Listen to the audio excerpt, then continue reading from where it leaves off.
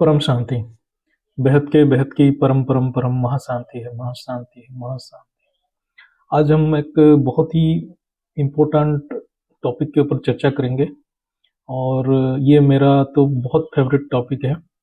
और जो भी बेहद की आत्माएं इस टॉपिक को सुन रहे हैं तो उसको गहराई से समझें, ये उनको जरूर मदद करेगा, जो ज्ञान को समझने के लिए बहुत मदद करेगा। बापूजी माँ जी की कृपा से मुझे इसका ज्ञान प्राप्त हुआ है, तो ये मैं उसको बता रहा हूँ। तो उसकी चर्चा आज करते हैं। पुरुष प्रकृति, लाइट माइट, ये ज्ञान की फंडामेंटल ही है।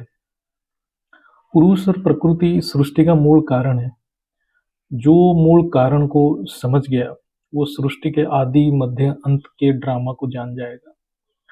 मूल पुरुष और मूल प्रकृति को समझना और उनका कार्य स्वरूप को समझना ज्ञान का अंतिम लक्ष्य है।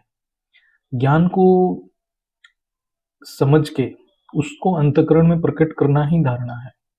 ये मैं बार बार बोलता हूँ इसलिए कि मैं अपने लिए भी बोलता हूँ, क्योंकि जब हम बार बार एक चीज को दोहराते हैं और उसको अनुभव करते हैं, वो चीज को हम धारण कर लेते हैं।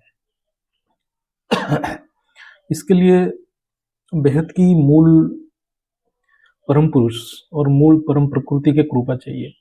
बेहद की विश्व परिवर्तन के लिए बेहद की मूल परम पुरुष यानी बेहद की दादाजी और बेहद की मूल परम प्रकृति बेहद की माँ जी साकार स्वरूप में अभी धरती के ऊपर प्रकट है। जो आत्माएं उनको साकार मिलन की हैं वो बेहद की भाग्यवान तो है ही। ये अनंत सृष्टि में केवल कुछ गिने चुने आत्माएं साकार मिलन मना सकते हैं। मतलब सच में ये आत्माएं बहुत ही भाग्यशाली है। मैं जब ज्ञान की दृष्टि में सोचता हूँ मेरे को बहुत ही आश्चर्य होता है। करोड़ों करोड़ों आत्मा के अंदर सिर्फ कुछ इतने कम संख्यक साधारण, बाहर से साधारण, सामाजिक रूप में भी साधारण ऐसे आत्माएं बापूजी से मिलने आ जाते हैं।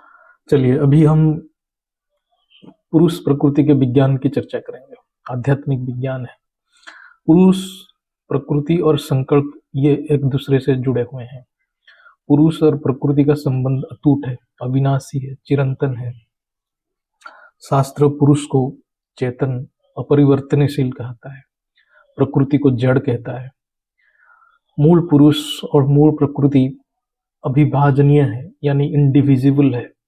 मूल प्रकृति मूल पुरुष के सारे इच्छाओं को सिद्ध करती है।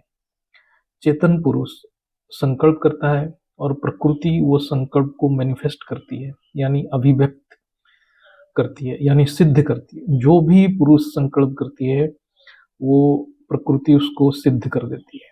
ये प्रकृति का काम है, पुरुष का काम है संकल्प करना, प्रकृति का काम है उसको सिद्ध करना। प्रकृति को जड़ कहा जाता है क्योंकि प्रकृति में कोई भोग की इच्छा नहीं है। वो खुद कुछ भी संकल्प नहीं करती है। प्रकृति अपने लिए कुछ भी नहीं करती है। प्रकृति केवल पुरुष के संकल्प को सिद्ध करने के लिए है। इसलिए पुरुष को प्रकृति से अलग नहीं रह सकता। ये दोनों को अलग कभी नहीं किया जा सकता। ये सबसे बड़ा आध्यात्मिक नियम है। तो इस बात को समझना किस लिए जरूरी है, आप धीरे धीरे जब ये वीडियो देखेंगे आपको समझ आ जाएगा। पुरुष अपरिवर्तनशील है, अनचेंजिंग है। प्रकृति परिवर्तनशील है। पुरुष के सुख के लिए यानी भोग के लिए प्रकृति परिवर्तन होती रहती है। प्रकृति ऊर्जावान है, इच्छा रहित है, लेकिन पुरुष के संकल्प के आधार पर परिवर्तन होती रहती है।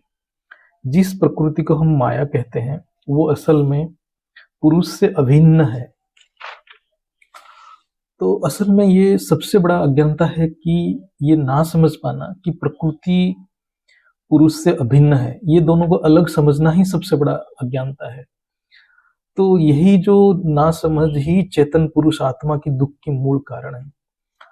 तो ये बापूजी के एक वीडियो है, उसमें भी ये चीज बताया गया है। जब पुरुष प्रकृति से अलग हुआ तब से दुख का आरंभ हुआ। जब सृष्टि 8 कला से नीचे गिरने लगा तो पुरुष ऊर्जा और प्रकृति रूपी ऊर्जा, ये दोनों ऊर्जा अलग हो गए। तो तभी से दुख का प्रारंभ हुआ। ये समझना जरूरी है। जो आज जो इतने दुख है इस धरती के ऊपर, स्थूल शरीर में, तो इसका कारण है यही। ये मूल कारण को जानेंगे तो निवारण कर पाएंगे। तो मैं आपको अच्छा समझ के लिए वो जो वीडियो क्लिप है, वो एनिमेशन वीडियो है बापूजी के चैनल में, वो वीडियो को मैं यहाँ दूंगा। वो मैंने दो डिफरेंट क्लिप को डिफरेंट टाइम में मैं जोड़ा हूँ। एक 11 मिनट से 13 मिनट तक ऐसा कुछ होगा, और एक 22 से 23 मिनट के अंदर का होगा। सो दोनों वीडियो क्लिप को मैं जोड़ूंगा, तो आप देखिए उसमें ये चीज का थोड़ा हिंट्स दिया गया है। कुल 51% परम लाइट का खर्च हुआ। यह पावर बिखरने से कुछ कॉस्मिक पावर बना तथा कुछ परम वायु तथा अधिक मात्रा में परम अग्नि तत्व बना। यहाँ आत्माओं में परम लाइट की कमी 49% और परम तत्व की मात्रा 51% हो जाने से पुरुष और प्रकृति जो कंबाइंड थे उनको अलग अलग होने की भासना होने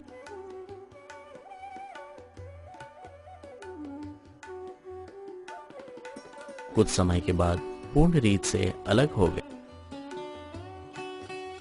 अलग होने से कुल 5.48 करोड़ आत्माएं बन गई।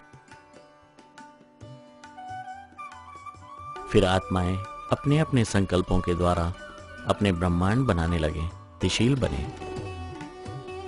मनुष्य सृष्टि का बीज निराकारी होता है तो उसकी रचना भी निराकारी बनती है।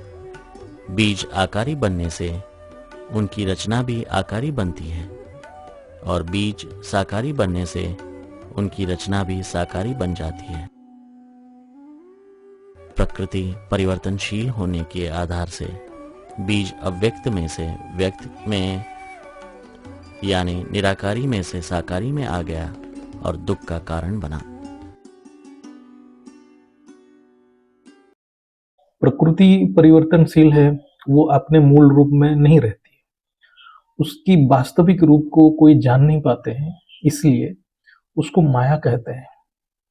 अर्थात प्रकृति का जो मूल रूप है, जो ओरिजिनल मूल प्रकृति अपने रूप में नहीं रह पाती है, क्योंकि जैसे पुरुष ने सर्जन के टाइम पे एक संकल्प करता है तो प्रकृति अपने रूप बदल देता है।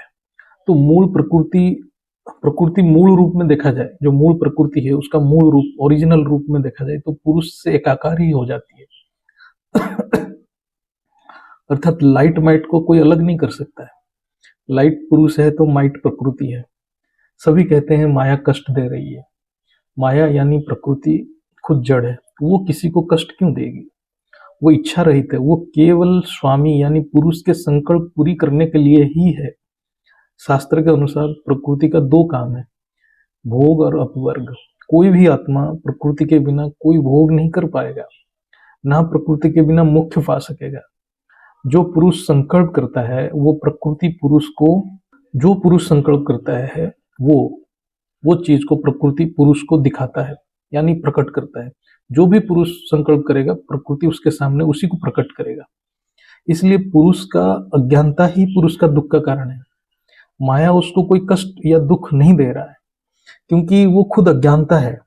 वो अज्ञानता बस ऐसा चीज संकल्प कर लेता है कि वही उसका दुख का कारण बन जाता है।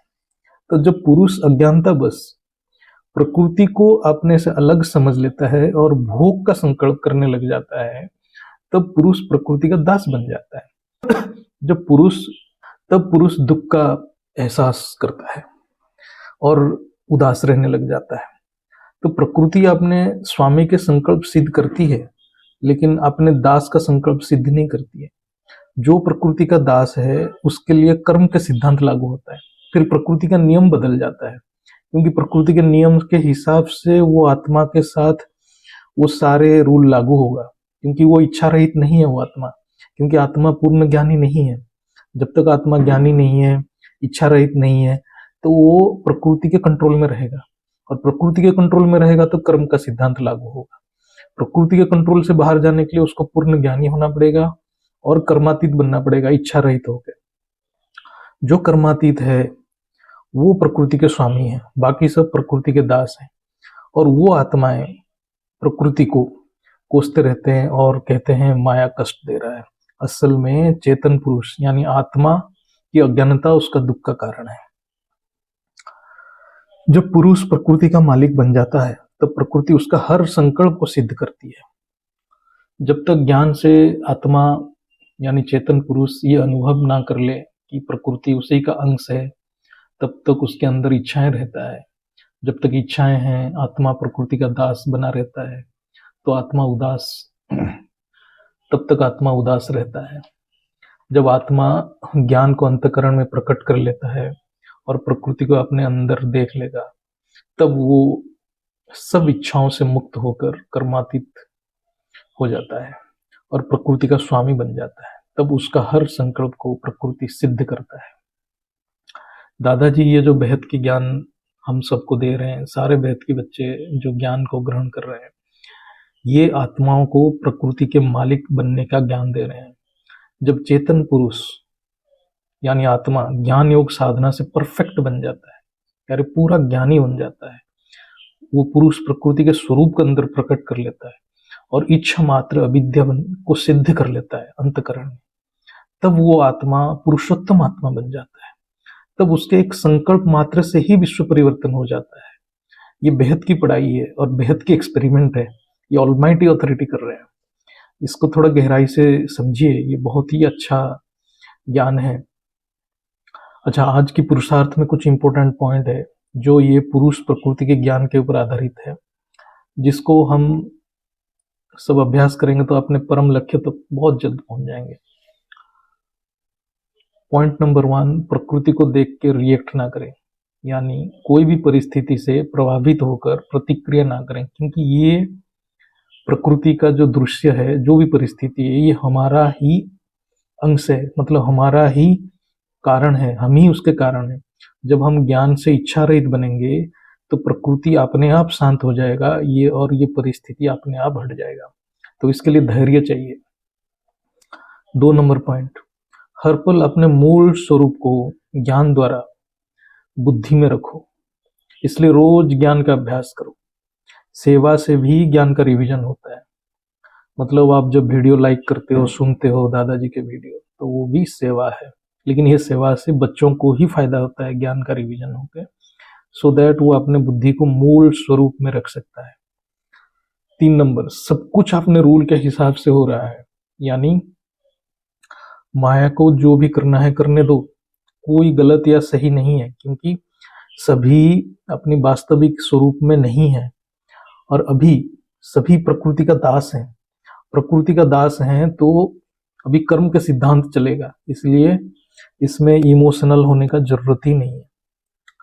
4 नंबर, हर चीज के कारण को जानने की कोशिश करो, इसलिए बुद्धि का और ज्ञान का और बाप को याद करने का अभ्यास रखो। बाप की कृपा होगा तो बुद्धि में ज्ञान आ जाएगा और मूल कारण का पता लग जाएगा। तो मूल कारण का पता लगेगा तो साक्षी दृष्टा बनने में ये मदद करेगा। तो आज जो हम चर्चा किए हैं, इसको मैं भी अभ्यास कर रहा हूँ, हम सभी एक साथ अभ्यास करेंगे तो हम अपने मूल लक्ष्य में जल्द से जल्द पहुंच पाएंगे। परम शांति, बेहद के बेहद की परम परम परम महाशांति।